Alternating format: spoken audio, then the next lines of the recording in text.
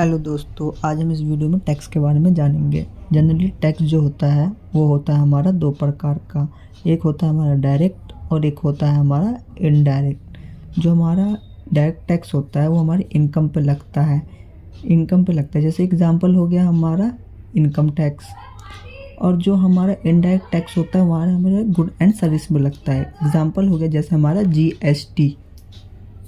तो आज हम इस वीडियो में देखेंगे इनकम टैक्स हेड्स के बारे में, टैक्स रेट्स के बारे में, डिडक्शन के बारे में और TDS के बारे में। तो आइए देख।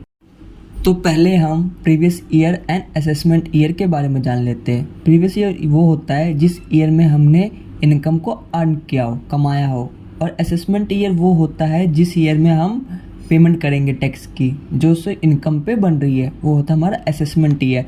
जैसे हमने इनकम अर्न की 1 अप्रैल 2021 से 31 मार्च 2022 के बीच में, तो उसकी जो पेमेंट होगी टैक्स की, जो टैक्स लायबिलिटी बनेगी हमारे 1 अप्रैल 2022 टू 31 मार्च 2023 के बीच में भरना होगा इस पीरियड में।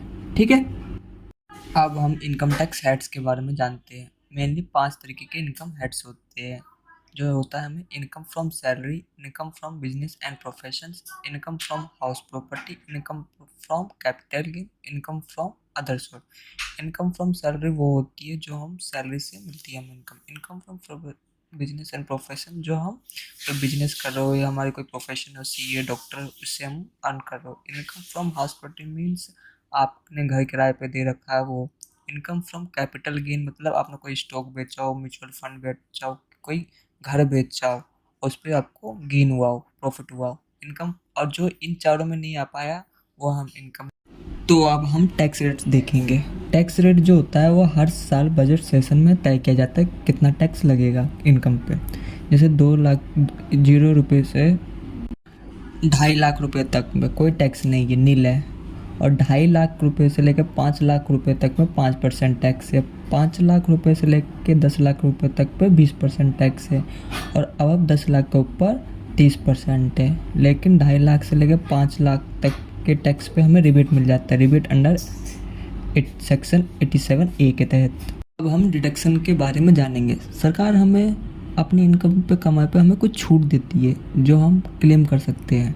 जैसे सरकार हमें एक स्टैंडर्ड डिडक्शन देती है, जो मतलब अपने मूवी देखना, खाने पीने पे खर्च करते हैं हम अपनी, उसको हम कर सकते हैं क्लेम, उस पर टैक्स नहीं देना पड़ता।